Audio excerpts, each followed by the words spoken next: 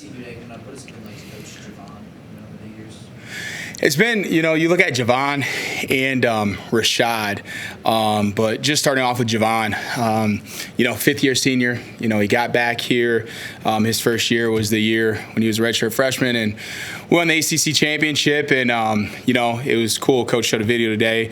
They showed a video today and see him make some plays, in his 4 games that he played in last year, and to get to this point and to be able to have an opportunity to potentially be in the same position. But even so, as you go about that relationship, Javon's a kid from Philadelphia as well, went to Imhotep High School and, recruited him ever since his sophomore year. So you look at that goes 8 years, not just his time of being here, but those previous 3 years of the work put into recruiting him, getting to know him while he was at that school and seeing him nonstop while I was always in that area. So, big day, his last chance and him and Rashad's last chance to play at Acrisure, and I'm excited to watch those two play and make some good football plays and hopefully have some good moments with this opportunity in front of them. Both of them had pretty decent performances on Saturday. What did you see from them, and what did you like from their game? The biggest thing that I truly liked and enjoyed from the back end from Saturday was the physicality. We knew going into that game it was going to be a physical football game. We were told on Tuesday that Georgia Tech went live in practice. So we knew what type of football game it was going to be. And, we know they're a physical football team as well, and we take pride in that. And we were not happy with our physicality and our performance the week before. So that was a big emphasis for ourselves. Going into the last game and knowing what type of game it was going to be, and we wanted to make sure we didn't turn down anything, and we came out looking back at it as the more physical football team. And you look at it, Rashad, I think it was one of the first early third downs, not one of the first third downs, one of the early third downs. We were in a blitz, and they try to throw it hot to their tight end, and boom, Rashad comes out of that break a million miles an hour, hits that tight end and knocks it loose. The first 3rd and 4 of the football game, they tried throwing that T swing pass to their tailback, and boom, Javon fires up, sees it, doesn't hesitate, goes and gets the TFL. And there was time and time again of other moments for the defensive backs and defenses in general to show that physicality. So if you say anything about Saturday, that's what I was most proud of. And as a back end, and Coach Collins as well, just as a secondary, we pride ourselves in that. And I thought those guys stood to the challenge, accepted the challenge, and did a good job with it on Saturday. How much did Cruz play into that physicality, and what was it like having him back? Got a smile on my face. It was good to see Cruz back. Cruz, big fan of him. Like I say, his approach to the game, his mental, and even when he was out the last few weeks, Cruz was in the back the entire time, taking steps through plays, and he never left mentally. He might not have been out there physically when we played Stanford and where it was the week before, Notre Dame, after, but mentally he was well in tune to those game plans, and even on the sideline adjustments and checks. But when you look at it from his standpoint, he came down and hit. He made some good hits. Haynes King, that quarterback's a tough kid. That kid's tough now. He took a lot of hits in that football game from us on all 3 levels, D-line, linebackers, as well as secondary, and kept getting up all the way to the end and making plays in the 4th quarter. But it was good to see Cruz come down. He had about 3 or 4 big hits in that game. There was one time on a backside screen going towards our locker room where they tried hitting one. He came from the backside. The kid tried cutting back, and he about cut him in half. It was good. So it was good to see him back in there, get him reps. I think he was about mid-50s. So we worked him back into that lineup. Kavir and Javon started that game. We got Cruz in that first 3rd down, got him feeling a little bit. Then we got him in there in that 3rd series. He was ready to roll. Then we had to make sure, just from his conditioning and everything, not to put too much on his plate too early and too often. So did a good job of rotating those 3 guys around throughout the game with their rep counts as well. How important will it be to have that same match that level of physicality this week against Miami? Absolutely. They're a big physical football team. You look at it, that offensive line, Jesus. I think that left tackle is 6'9", 340. So they got some big boys out there, obviously up front, and they're physical. Their wide receiver, Malachi Toney, he's a physical runner. I know he's 5'11", 188, but the kid finishes. He's got a lot of yards after catch. He finishes on catches coming back to the football. He finishes his runs moving forward. So we got to make sure we do a good job of finishing, running our feet on contact, stepping all the way in the cylinder, not diving too early, and just being violent with our arms and hips upon approach. So we got to match it again. And it's football. You got to be physical every Saturday. Like you say, Miami's a physical football team, but I think that's part of our DNA here. As you sit back and you watch our defense, I'd say, we take pride in people walking away saying we play fast and we play physical. So every single day, every single Saturday, that's got to be a part of the formula for us to be successful and have success on Saturdays and come out with a win. What kind of challenges does a guy like Carson Beck present, and just the way your guys in the back end played against an experienced quarterback like King? Just what kind of confidence could they bring into Saturday? They're a little bit different, right? King compared to Beck, like King was obviously the power read, all the running. Then they had the option off the run to throw some passes and pops and things like that. So he added a different element of another hat in the game to force one-on-ones and everything across the board. And now with Carson Beck, he's a very talented kid. You'll see some times where he's throwing balls off his back foot and he's placed some things in some good holes. He's very talented with his arm talent, but he's also mentally sharp. You can see before the plays of just him checking if it's protections, checking things of the looks that he gets. You can see he's in that film room a lot throughout the week, just as you sit here and watch the film of him and how he goes about the operation and how he executes the operation. So you're looking at a quarterback that's mentally sharp and also has the physical tools as well to get the ball and place the ball where it needs to be based on what he sees. Kavir is obviously, he's got 3 interceptions and he's picked up your defense and everything in a year. But you talked about physicality earlier. Has his physicality impressed you as much as anything he's done since he's been here?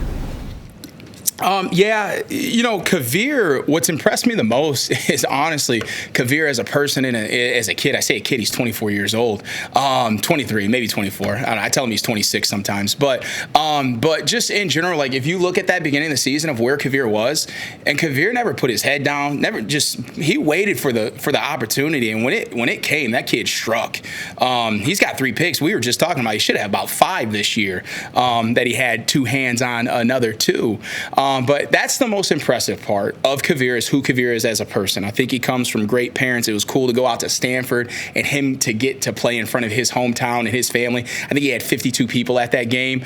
And to be able to meet his entire family, to see where he comes from and where he gets that toughness and his focus and his mindset from. But him as a person is number one. But then when you go from the physicality standpoint, I think from a tackling and everything standpoint, what impresses me most about Kavir is his angles and just the way he can control his body. That's what gets him in position to make so many tackles. Like, he's 173 pounds. He's not going to kill anybody, all right? But his angles are so sharp in how he attacks those ball carriers, the reception area. Then he has great body control where he doesn't get out of whack. Because that's sometimes you'll see guys in good position, but now their base is too narrow, they're running too high, they can't drop their hips to strike. And that's what he does so well, that puts him in position to execute those one-on-one tackles in open field and in space.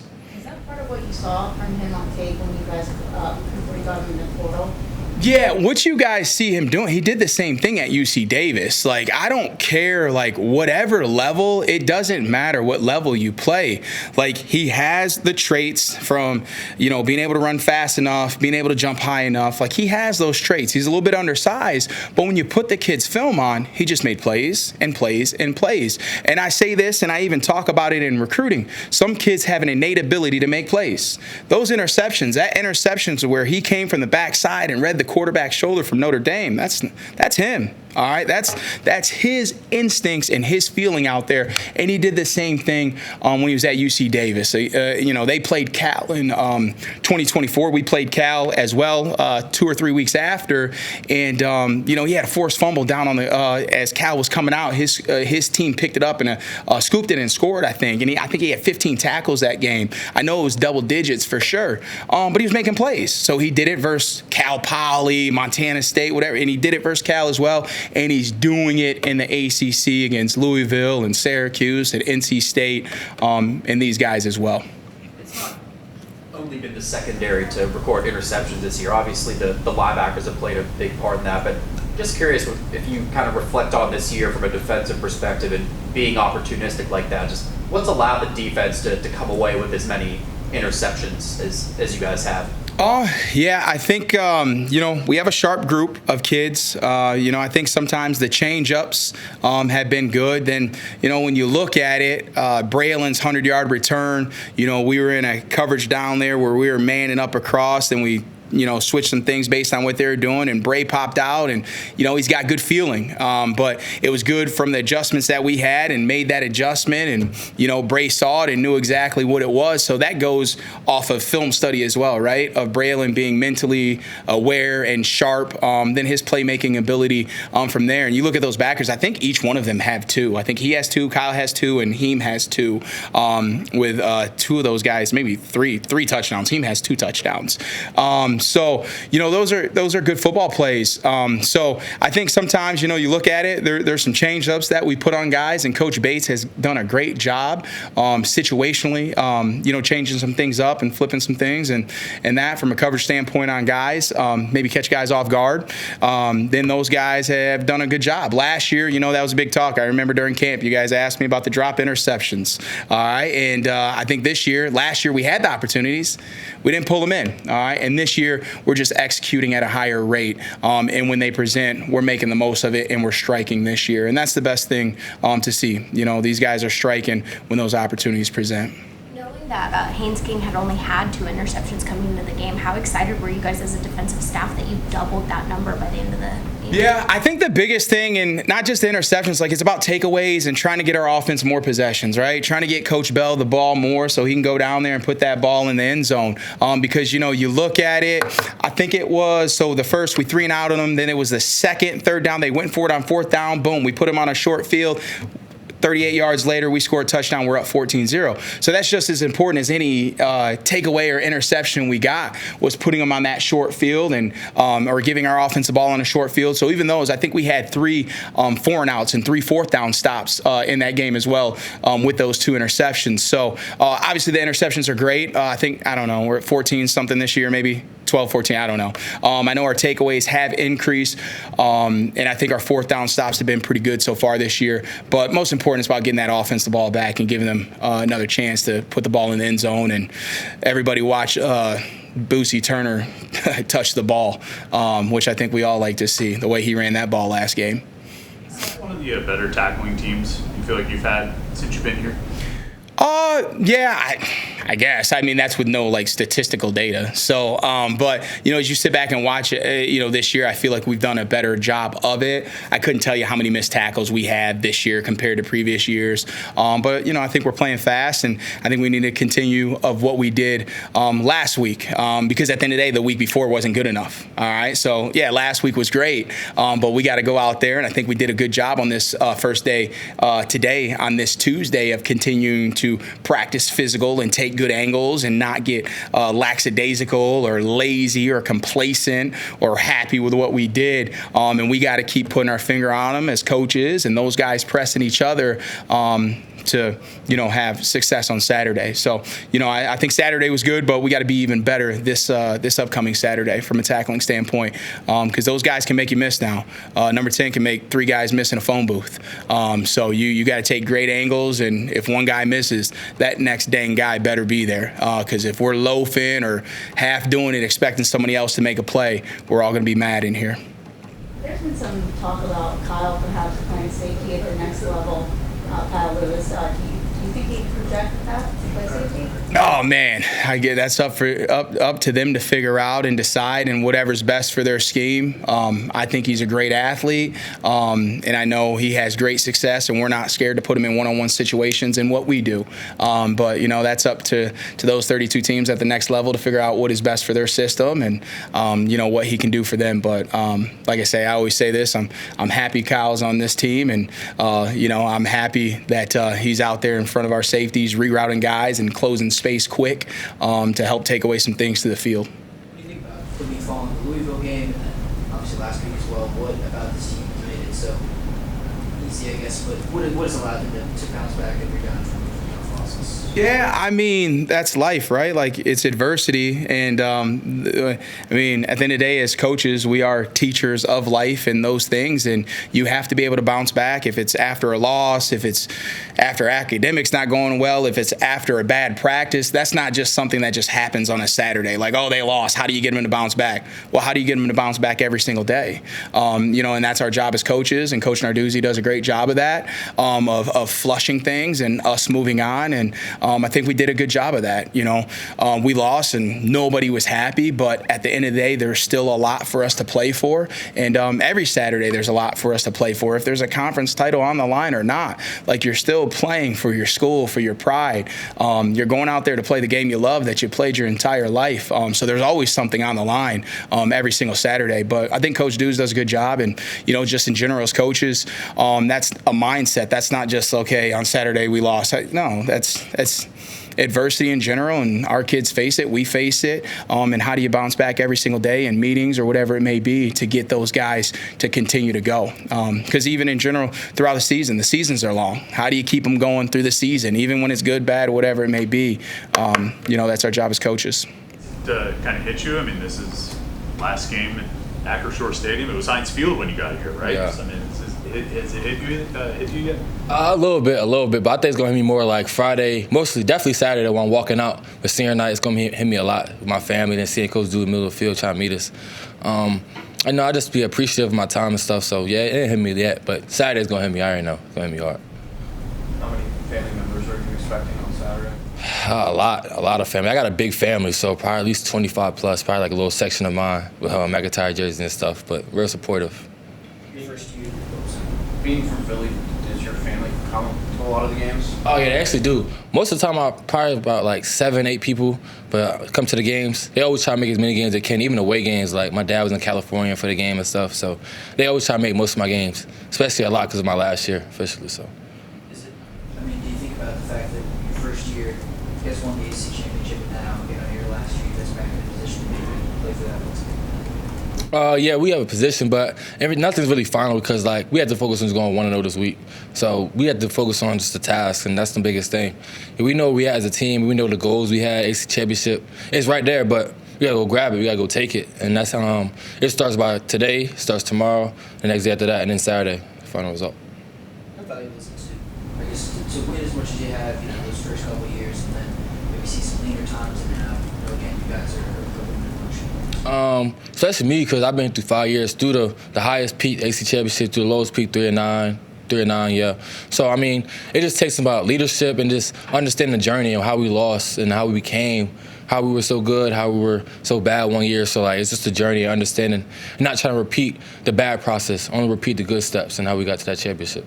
When you think about that journey, both on the field, the peaks and valleys, and off the field, just growing as a person, as a student, just how do you feel like you have grown or just changed over your time here at Pitt? I think I grew tremendously as a young man. I think Pitt has done a lot for me. I appreciate Pitt with a lot, like, all my heart, because it allowed me just to grow and just.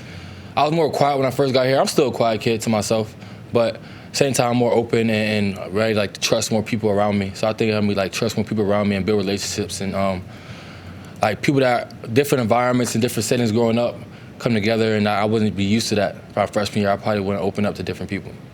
Is that translated in the safeties room too? Is just you've tried to take more of a leadership role with some of the younger guys? Yeah, I've transferred, like, safety room, DB room as a whole, and defensive room. Just being a leader and just taking a vocal leadership into the whole defense. Of course, obviously me and Kyle captains, but we're vocal leaders in that room, defensive wise.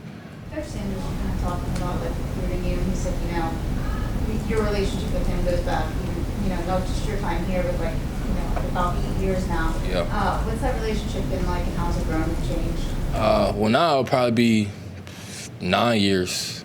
9 years, yeah. I knew Coach Sanders for 9 years, so almost a decade now, to be honest. So that's a long time, It definitely changed. We first, during recruiting battles, we would just play like the game, PS4. I'll beat him in Madden and stuff and just talk smack to him. And then just coming up here, been the same guy. He never changed. Like, how some people go to places say coach was one way during recruitment and then different when they got here. But Coach Sanders was always the same, He always showed me the same type of coaching.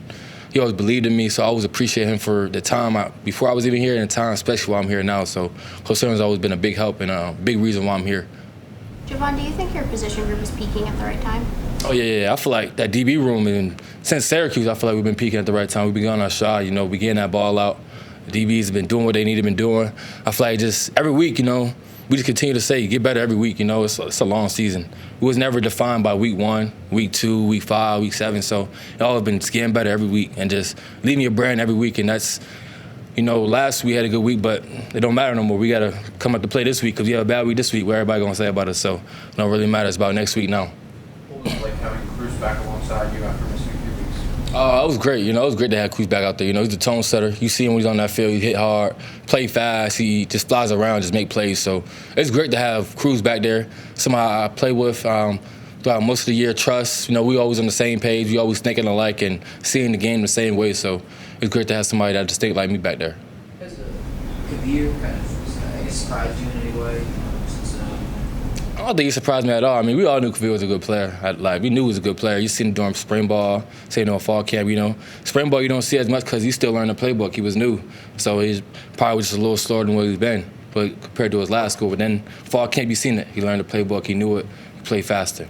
Now as the season continue to grow, he's still playing faster each and every week. So you see him continue to stride and get better, Kavir's a great player.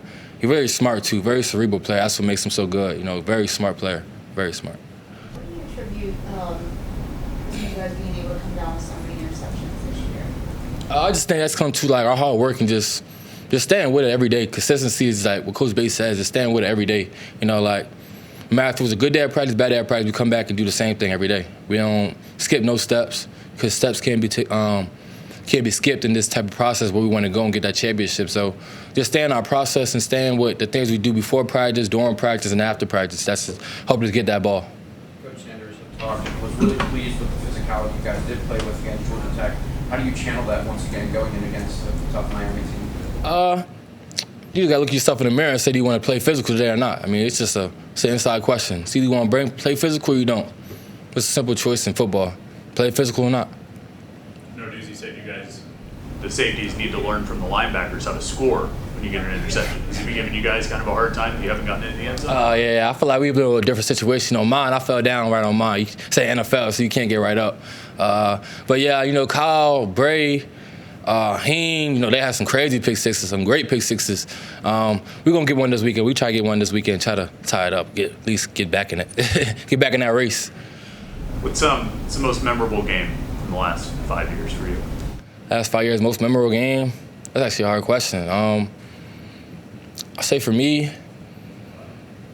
it probably would be UCLA, and not even just because my first I had a great game and everything. It's probably just because just losing so many guys on that defensive side, that for UCLA game, a lot of people counted us out 8-4 at the time. There was, I don't know their record is at the top of my head, but they was a ranked team. We lost Kalijah Kancey the first round of that day. We didn't have him that game. We had D linemen out, starting safeties, all conference safeties, corners out. We had guys out on defense, and nobody really expects to come up and play, but we just came out, we just blue-faced it. We did what Pitt do. We found a way to win, so that was one of the most memorable games. We did it as a brotherhood. That's why I feel like it was so much better when we did it together. Going into that game, do you remember feeling more nerves or excited to get I remember that. I remember exactly what I ate that morning, too, for the game. Some pineapple, some strawberries. I wasn't even as nervous. That's the crazy thing. Usually I'd be nervous, but I wasn't even that nervous that game because I was I just left up to God. My preparation was already in the barn. I feel like I was ready. I was on the weigh-in for a year and a half, freshman year, so I was waiting. So I just gave up to God and said there wasn't no point to be nervous. So, no, I wasn't even nervous. The game before that was the last time you guys played Miami, right? Mm-hmm. Yeah. You had an interception in that game. Yeah, actually it was. Last time we played Miami, that was a long time ago. It feels like forever now. 3 years? 3 years? Yeah, 3 years ago. Last last time we played Miami, was actually, they had a really good talented team then too, just like they have a really good talented team now, you know. It's going to be another great battle, you know, when games are ultimately won in turnovers. You know, we won that turnover battle 3 years ago in Miami, so that's why the outcome came like that. So hopefully we do that again. Through your block on Lucy's run for 56 yards, seems like you just took off that. Yeah, man. I was just one piece of the puzzle. You know, we were originally running right, and we saw safety come in the box, and on the right side that the Sam backer was creeping up a little bit. So, you know, we got a good check. Cade saw it. You know, guys in the box saw it, and Mason made a good checked it the other way, and I knew with that Sam coming in that the D-line was going to cross face, so I kind of just like waited for him to try to play into me, and I armed him over, and you know. Like I said, everyone else did their job too. I was just one piece of the puzzle, and you know, Boosie's fast and made him pay. So it was sweet. Was Mason making more checks in that game maybe than he had in the previous games? Yeah, it was something we definitely focused on going into the week. Just knowing some of the looks that they could show us, and you know, being more comfortable with him checking protections. Really, even it was more protections that we focused on, because just seeing some looks where they like the blitz and stuff. So just he's slowly gaining confidence and being more vocal out there, and trusting in the stuff that he sees. So yeah, we're trying to make some more checks. What are the keys to blocking guys like Bain and Escobar? You gotta bring your A game. I mean, playing college football, your goal is to make it to the league, and this is a league game for not just us to tackle, but I know they have some good guys on the offensive ball. They have some good DBs. So these are the games that you look forward to. Coming into college football. Two of the best DNs in college football itself, and they're really good all around. They're not just pass rushers, run stuffers, or power guys, speed guys. They can hit you in any way they want. So if you gotta bring your A game, or they'll have themselves a day. Do you look forward to? Those guys get talked about a lot, right? Like they got a lot of hype. They're the best defensive ends in the ACC and all this stuff, maybe beyond. Do you look forward to those kind of matchups? Do you kind of like get a little bit extra up for it? Yeah, I always remember from in 2023, Branson, he was all excited when we played Florida State for Jared Verse, and I've kind of had that same thing going into this year. They both were they weren't healthy last year. I remember that. So coming this year, everyone was talking about them getting back healthy, and Bain was, I believe, like freshman of the year when he was a freshman in 2023. So it's just something I look forward to as soon as I saw them on the schedule. Yeah, they're really good. So definitely. Do you feel like some of the things that went wrong against Notre Dame can from the fly to this matchup coming up against the D-line? Yeah, for sure they're going to be, big and physical team. We saw what happened when they played Notre Dame, even though it was the first game of the season. But Notre Dame has a really good offensive line, and they, especially those two ends, they create a lot of havoc for them. So you got to learn from your losses and your lowest days and take them into your biggest days. So you definitely got to learn. You're coming up on the regular season finale. What area of your game do you feel like you've improved the most throughout this year? I think I've really taken a big step in the run blocking. Just trusting myself. Before I was a little hesitant. I'd just take my steps out there and kind of lean. I feel like I've gotten a lot more confident in coming off the ball and just firing off into people instead of letting them make contact first. But always room to get better. I'm still really trying to work on my pass pro. I feel like that's still the weak point of my game, but I feel like we're all getting a lot better on the O-line. So. Let's steal a question from Chris. As you come up on senior day, what's kind of the best memory or best game that you had playing? I'm not walking or anything, so I still got a couple more hopefully. But so far, to be honest, that Florida State game this year was really cool. I don't know what it was about it, but just after the game, we had 2 new starters on the O-line, Mason's first road game, but just that game just was something. Plus, it was on my birthday. It was pretty cool to win on my birthday. So. Are you walking, Rashad? I'm walking. You're not trying to find out if there's a way to get like a 7th year? No, I'm definitely walking. Last home game at the AC. What are the emotions going to be like coming out of that time? To be honest, I really don't know, because I've never been a part of like a senior day, senior walk. So I don't know what to expect, to be honest. I just want to win on Saturday for our seniors, for myself as well, for the coaches. You played several dozen games at that stadium, right? Has it hit you that that's going to be your last? Yeah, we was talking about it today. It's just been I just had a long ride here, and I'm just thankful just for the opportunity to play here, and just can't wait to play Saturday. Is it like, I mean, when you look around all sports, but certainly college sports and college football, I mean, coaching staffs change often, coaches come and go, I mean, players come and go.